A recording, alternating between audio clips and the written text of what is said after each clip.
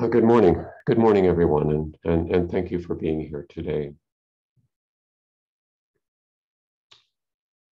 Um, Bill can't be here today because he's running his half marathon along with Detlef and his son. So we wish them well, and I hope they finish the race in good health.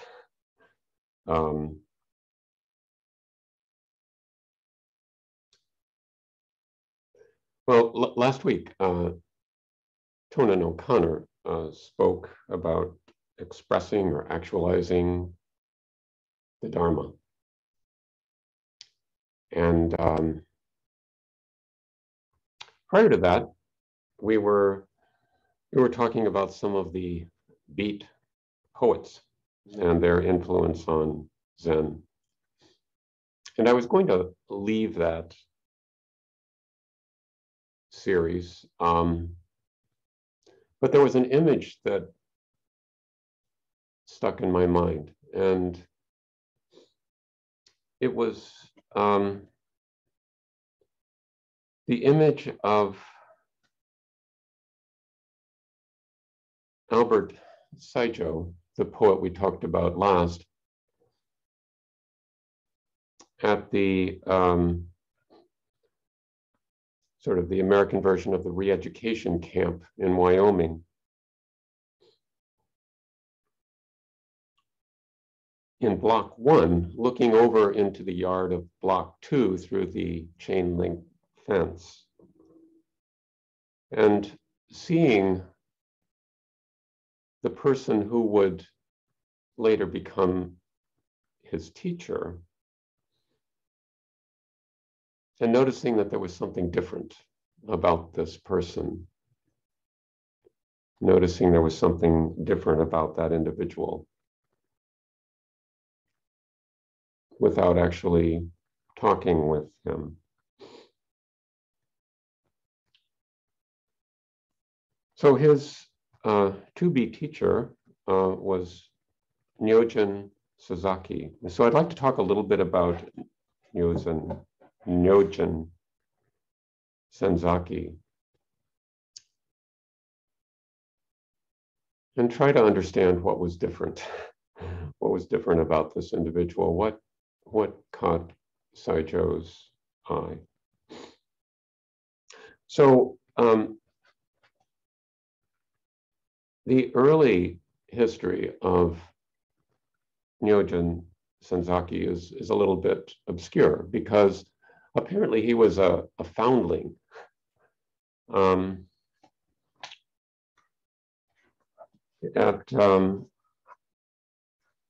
Something happened with his parents, or he was abandoned, or in one story, his mother died. But in any case, he was noticed on Sakhalin Island by a traveling Buddhist monk who brought him back to Japan. Sakhalin Island is as some of you may know, is the island just north of Japan.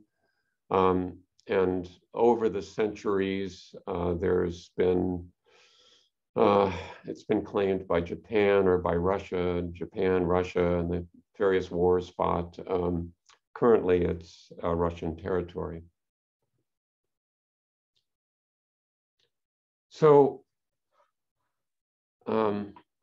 Senzaki was brought back to Japan and had an adoptive family there. But his adoptive mother died at 5 years of age. And so he was sent to be under the care of his grandfather, his adoptive grandfather, who was a priest at a Pure Land temple. So he spent his early years at this Pure Land temple.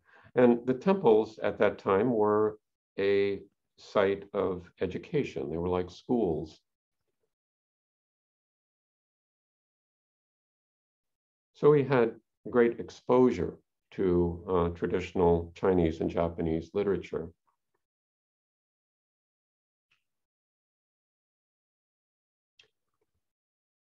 He stayed at the temple until his grandfather died. He was about 15 or 16 at the time. And reportedly, before his grandfather died, Senzaki had expressed interest in being a Buddhist monk or priest. But his grandfather cautioned him that there was just a lot of corruption at the time in the temples, and he should think twice about it. So bearing that advice in mind, perhaps he went off for additional schooling in preparation for medical school. But he found his heart was not in it. And he, at 18 or 19 years of age, went back to a temple, this time a Soto Zen temple, to study with a teacher, Soyen Shaku.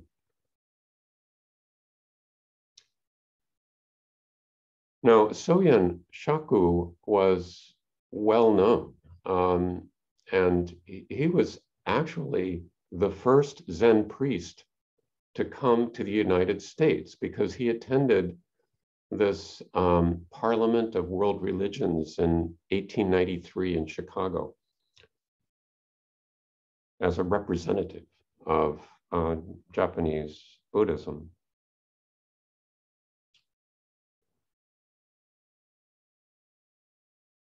So Senzaki went to study with him, and he was a very demanding teacher, and the schedule for the monks was extremely arduous. Senzaki stuck with it for many years, actually contracted tuberculosis while he was there. His health declined, and it wasn't clear he was going to make it, but he did. And the experience of being so ill was what he attributed to his awakening.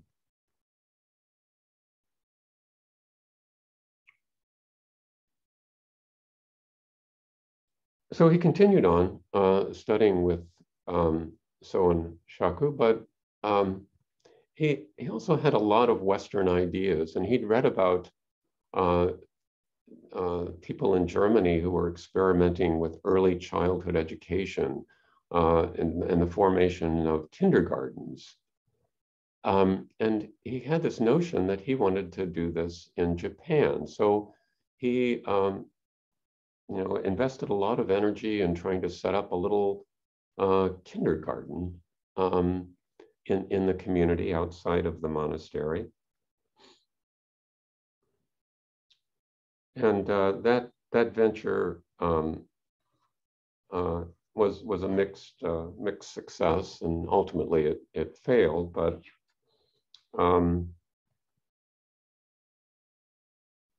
around the time that his kindergarten was in decline, Soen Shaku was invited to come back to the U.S. to give talks on the Western United States, in Seattle and in San Francisco. This was about 1905. And Soyen needed an assistant to come with him. And he asked Senzaki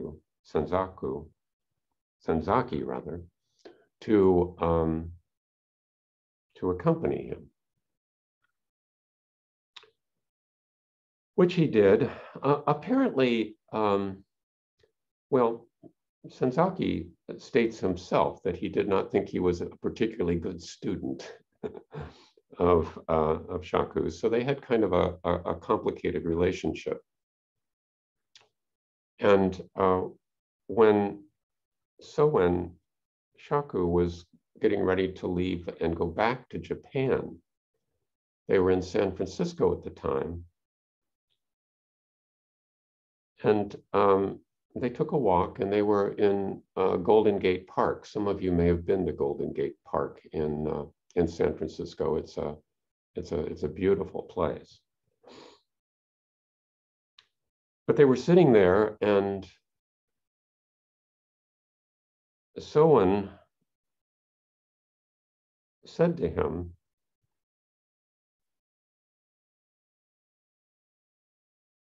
"Just face the great city. See whether it conquers you or you conquer it."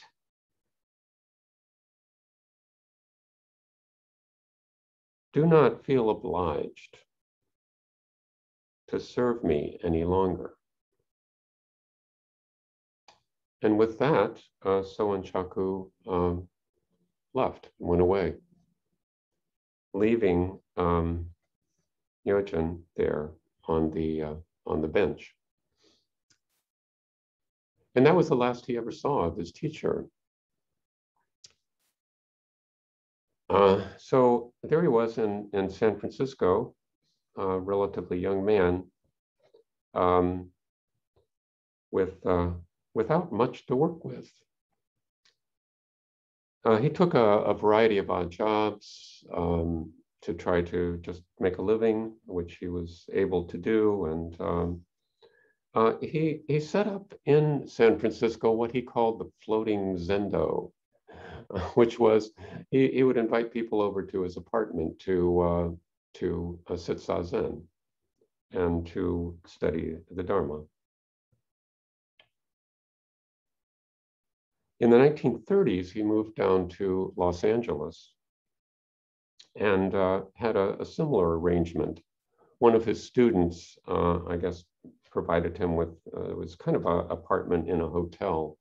And that's where Saijo met with him during the 30s to study. So he lived a simple life, giving little Dharma talks and with a small group of followers there in San Francisco. And stayed there, really, except for one brief trip to Japan, a week or two late in life. But he returned to the US and really spent the rest of his life in the US. So he was the first Zen practitioner, really, to make the US his permanent home.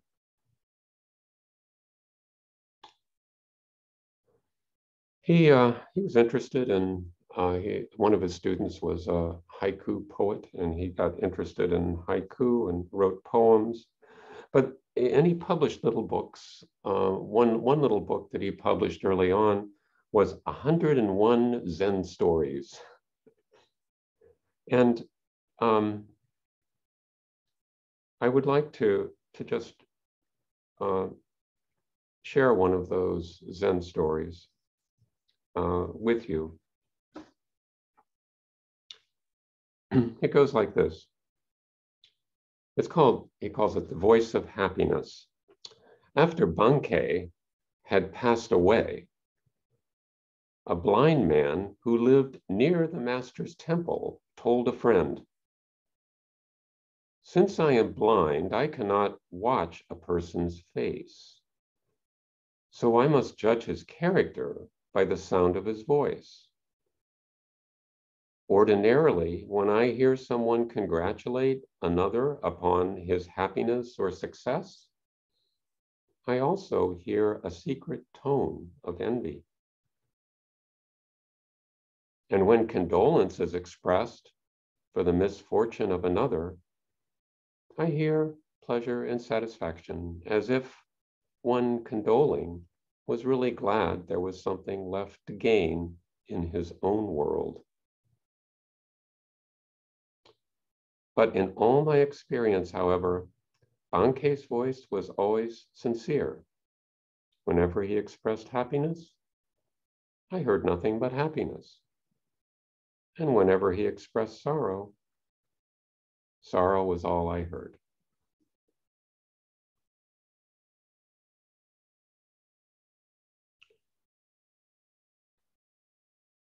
So the Bankei, who is referred to in this story, was a historical figure. He was a Zen teacher, a Zen master in the 17th century. He lived actually most of his life as a hermit and is most closely associated with the term unborn. Unborn is the translation of the Japanese fusho. And unborn has nothing to do with the usual way in which we hear the word now when it refers to fetuses and you know, all that sort of used politically. But it in this context, in the context of fusho, it's sort of a substitute word for shunyata or emptiness. That which is not yet born of concepts and prejudice and expectations and human desires and greed and aversion, that which just is.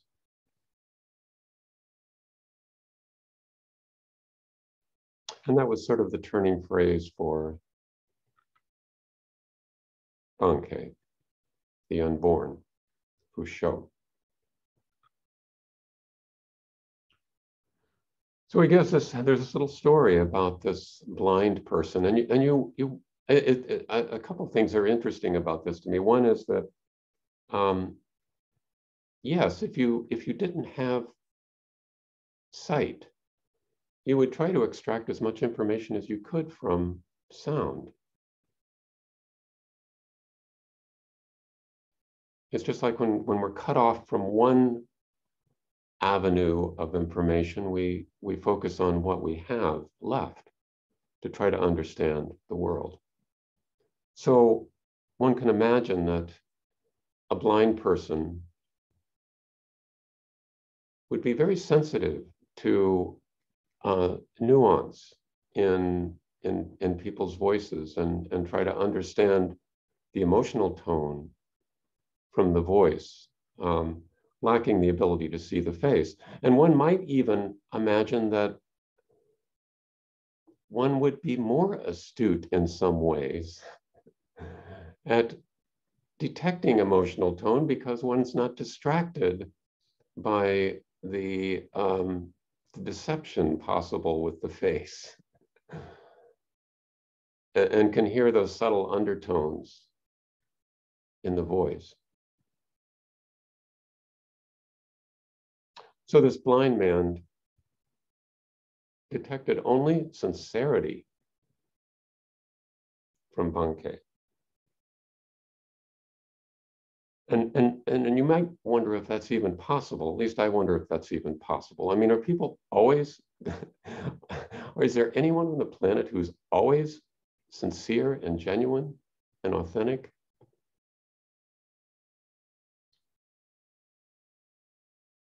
Maybe there is.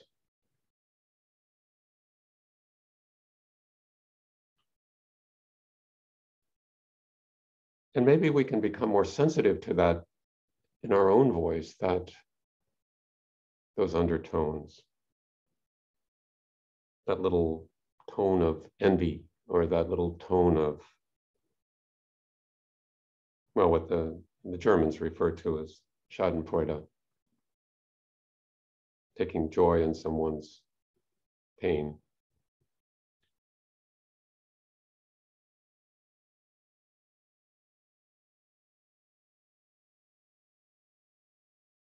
And maybe that can be used somewhat as a measure of our practice. Because if our practice is worth anything, it ought to lead us more toward that sincerity and authenticity that the blind man saw in Bankei, and that apparently Senzaki saw in his teacher, and Saijo saw in Senzaki.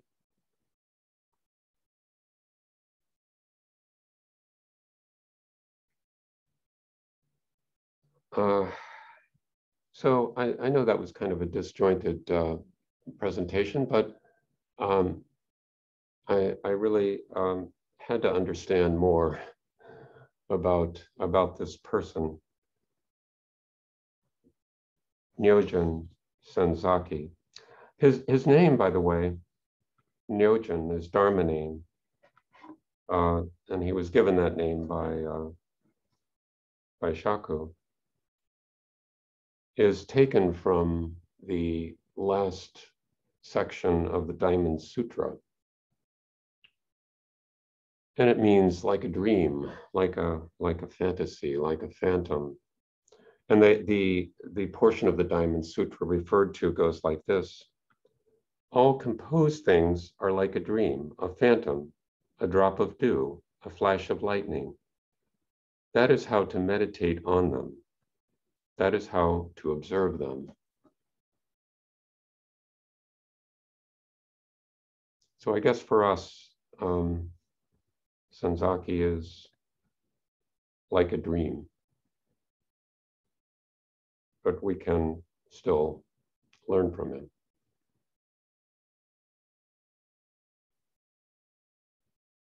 So I think I'll stop there.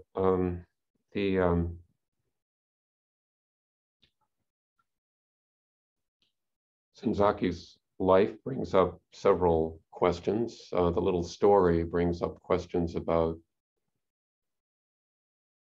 authenticity and how it can be cultivated, how it can be detected.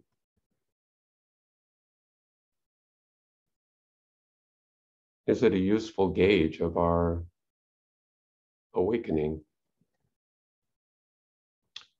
So I think I'll stop there, and we'll break up into groups, and